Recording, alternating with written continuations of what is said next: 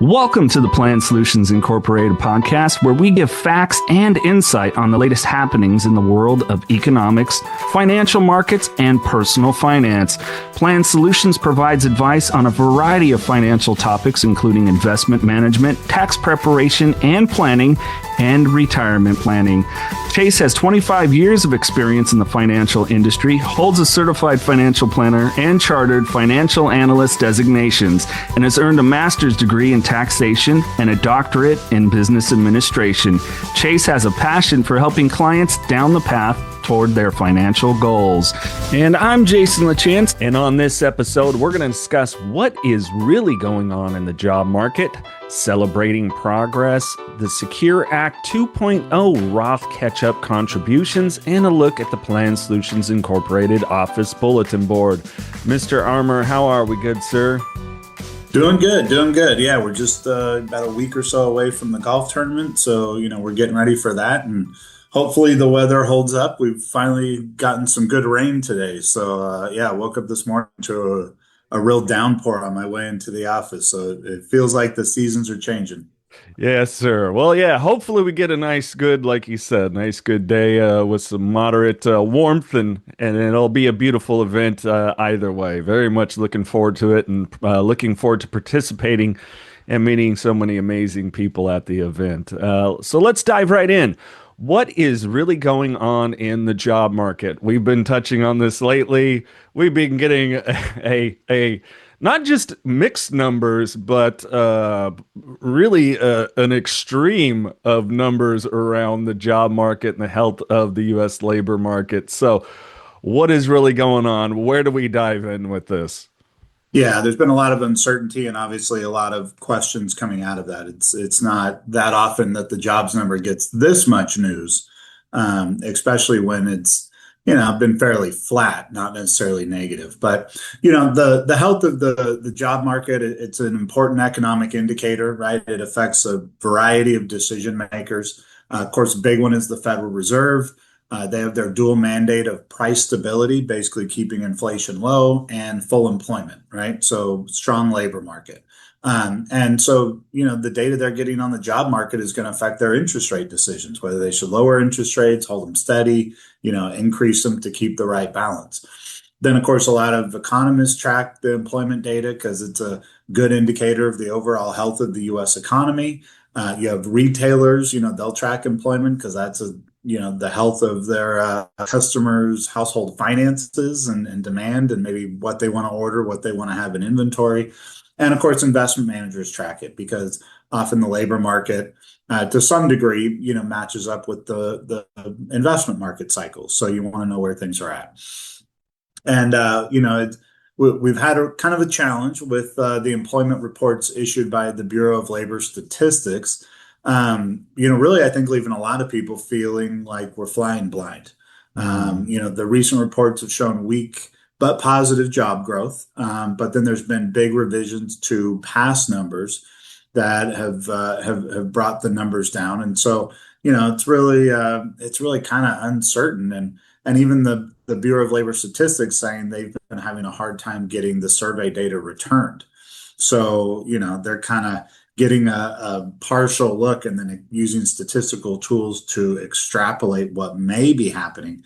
But it seems like even the professionals there gathering the data are having a hard time coming up with numbers that they're confident in.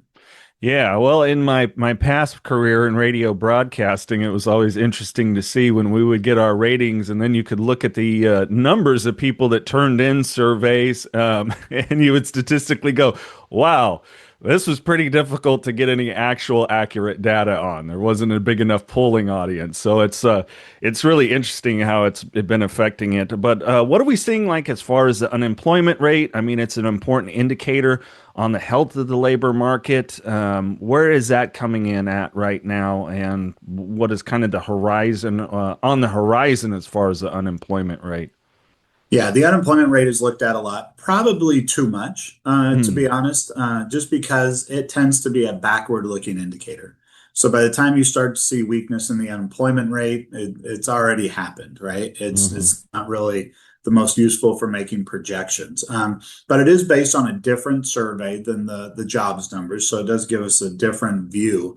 And currently, the unemployment rate is at 4.3%, which is a level that historically is considered to be in line with full employment. Although it has ticked up a little bit recently from 4.1%. So, it's moved up slightly, but, still in pretty solid territory. Well, with that said, that the unemployment rate is a number that we look at. Obviously, the data has to be collected. There you go. That's what we get, and we won't know, till the next analysis is done. What are those forward-looking tools, and what helps create a more reliable picture for the labor market that many economists maybe use as far as understanding the data a little bit better?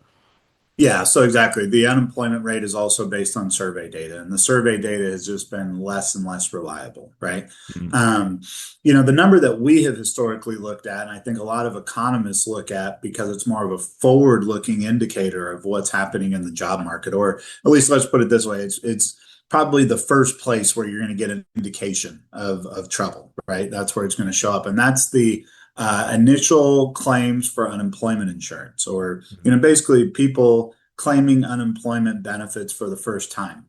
It's a great indicator because it comes out weekly as opposed to monthly or quarterly for some of the other data. So we'd call that high frequency data. You're going to see the results pretty quickly. And it's also pretty reliable because basically, rather than a survey, it's data coming from the states, and the states know whether they issued an unemployment check to someone or not, right? So it's more a question of fact and data that's tracked more accurately. And currently, the weekly claims for unemployment insurance have been quite low. They've been averaging about 220,000 a week, actually ticked down a little bit just this last week. And the long-term average is more around 300,000 per week. So, at least what we're seeing is we're not seeing a lot of layoffs, a lot of people going on unemployment. Now, that doesn't mean that there haven't been some companies downsizing and things like that, right? We hear those announcements. But in a strong job market, often those people that are let go, find a new job fairly quickly, a competitor or a company that's growing. And so they don't even actually go on unemployment. Mm. What about as far as job openings and labor turnover survey, or JOLTS? That report, how is that collected, and how is that pertinent into what's going on right now in the labor market?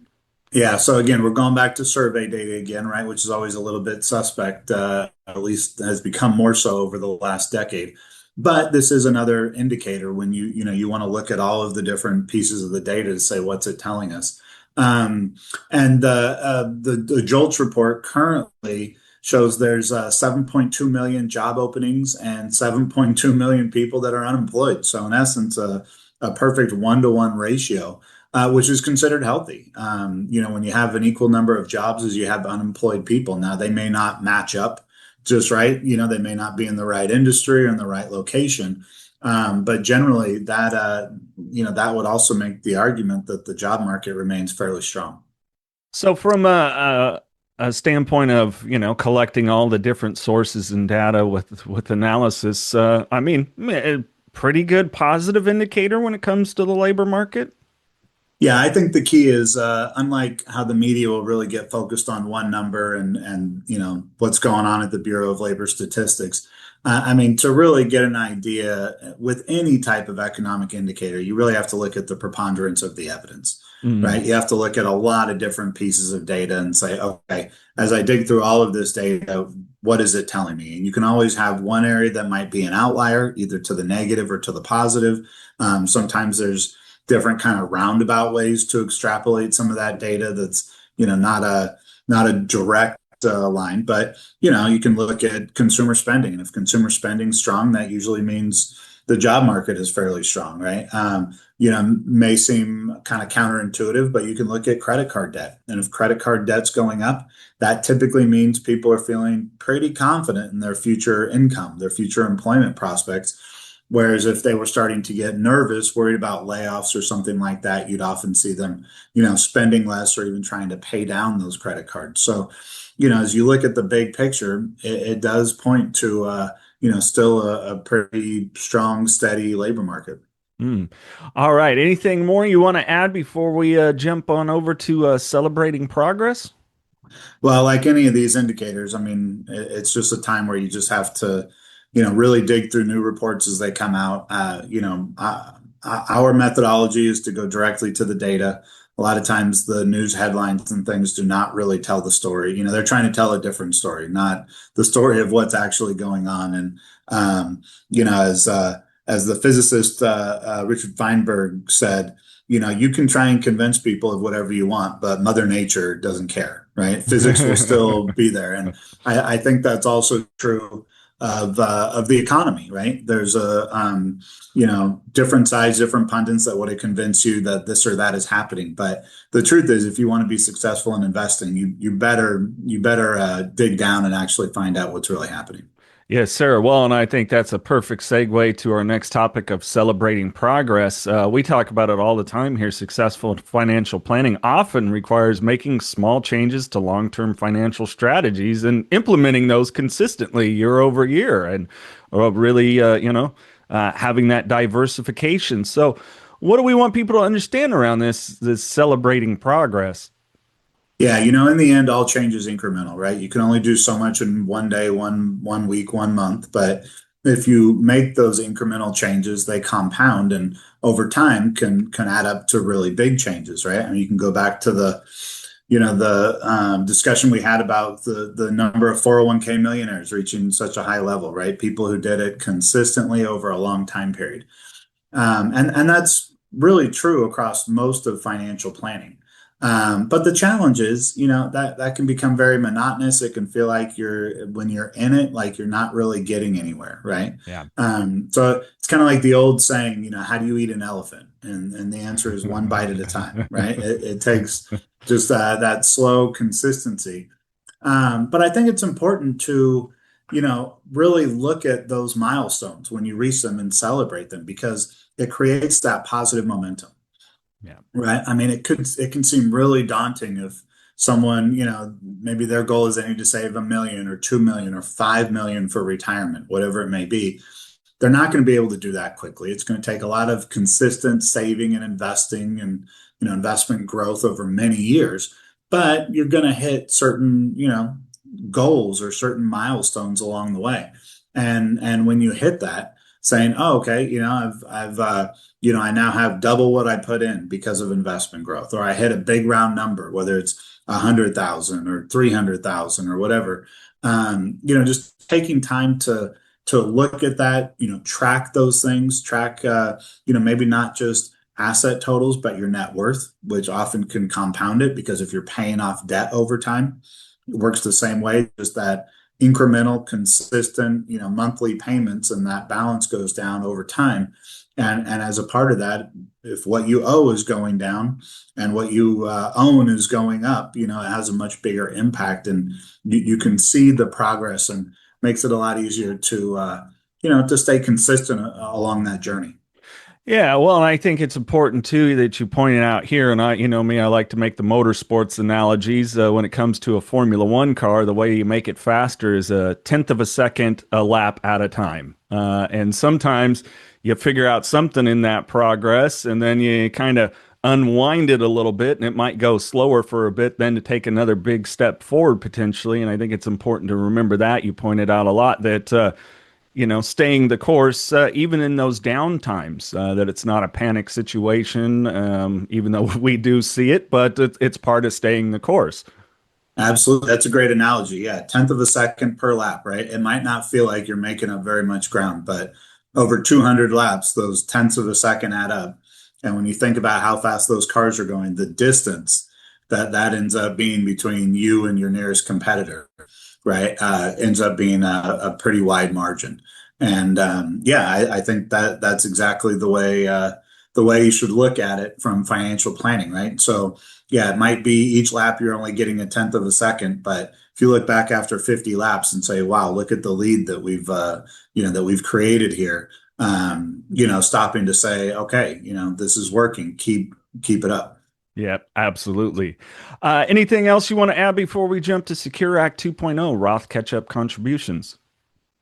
Just I mean, the idea of stopping to celebrate those successes along the way, I think, is it's just an important thing in a lot of different areas, right? In terms Mm. of business goals, in terms of personal goals.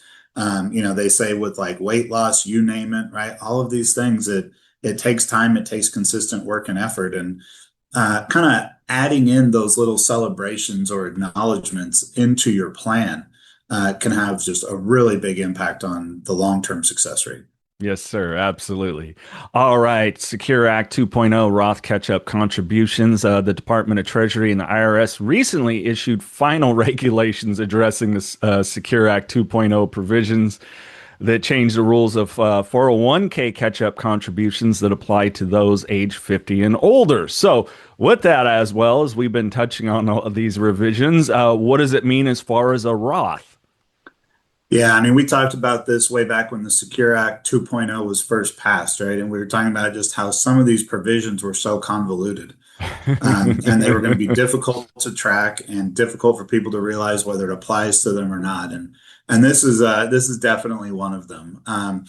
With the Roth or with the 401k, you have the employee contributions, and then if they're over age 50, they can make a catch-up contribution, right? They can put an additional amount into their 401k.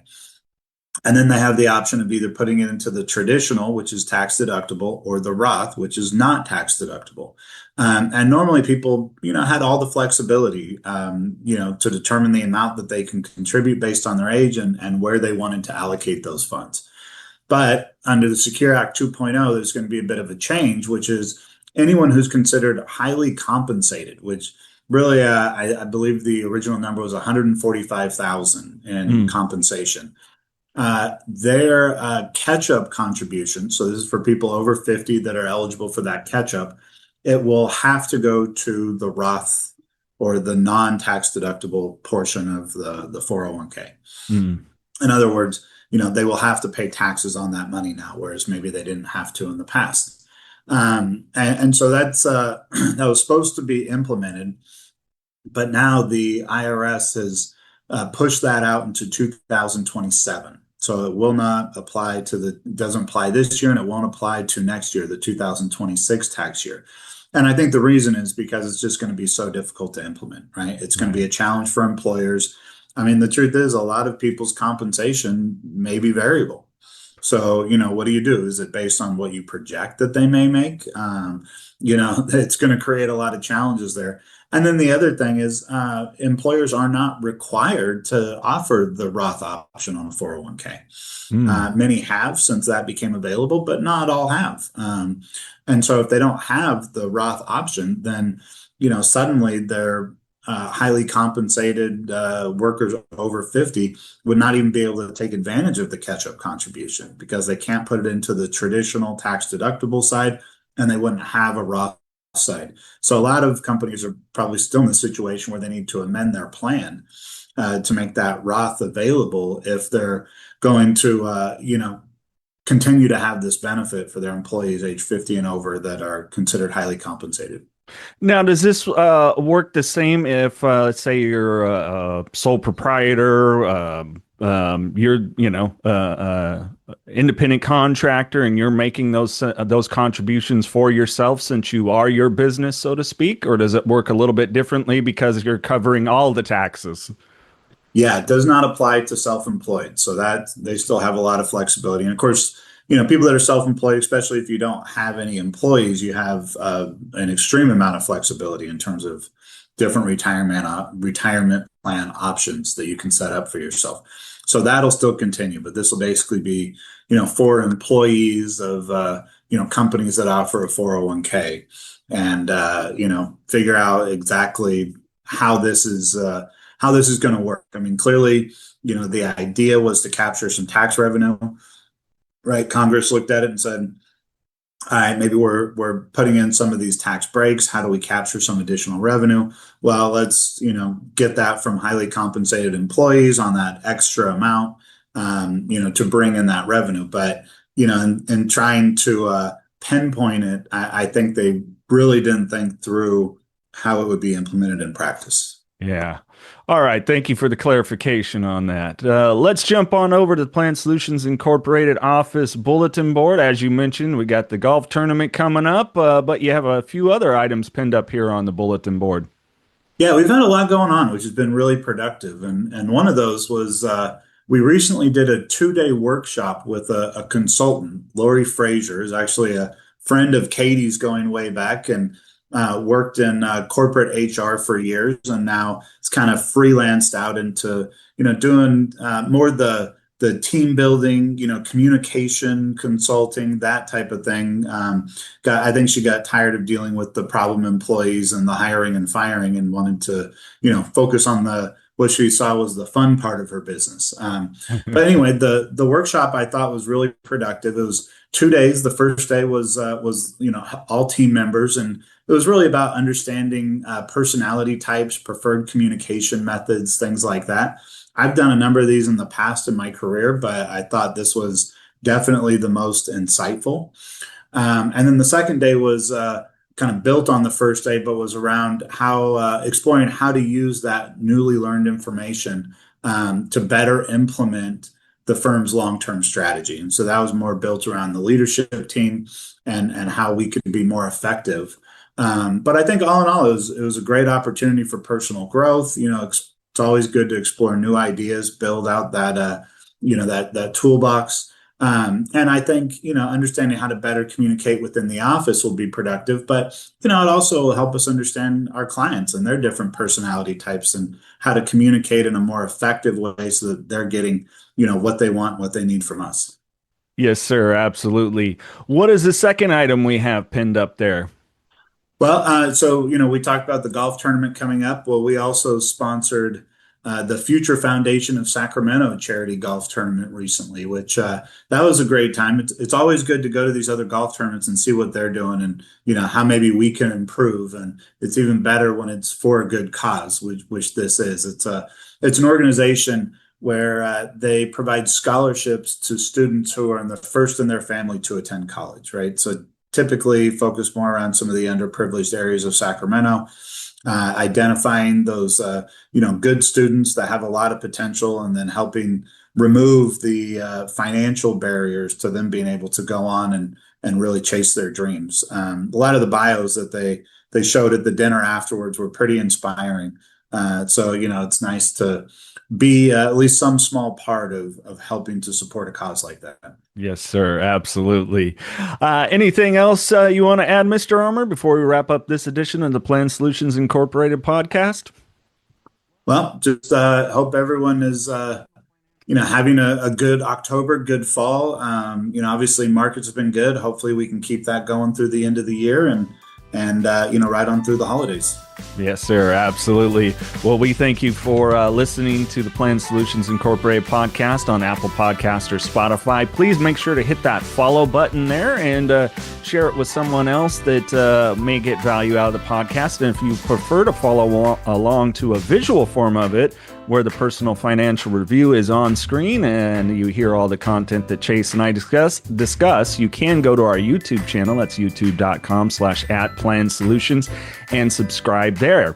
And if you haven't subscribed to the Personal Financial Review, the written content that we discuss here on the podcast, send Katie an email and get subscribed today. Her email is katie@plansolutions.com. The views and opinions expressed in this podcast should not be construed as an offer to buy or sell any securities. The information may not be current, and Plan Solutions has no obligation to provide an updates or changes. Plan Solutions does not make any representation or warranty as to the accuracy or completeness of the statements or any information contained in this podcast or any liability therefore, including in respect of direct, indirect, or consequential loss or damage, is expressly disclaimed. Plan Solutions is not providing any financial, economic, legal, accounting, or tax advice in this podcast. In addition, the receipt of this podcast by any listener is not to be taken as constituting the giving of investment advice by any Plan Solutions associate or individual to that listener, nor to constitute such person a client of Plan Solutions. Any reference to a specific company or security does not constitute a recommendation to buy, sell, hold, or directly invest in the company or its securities. Market indexes are unmanaged and cannot be invested in directly. All price references and market forecasts correspond to the date of this podcast. Plan Solutions is a registered investment advisory firm.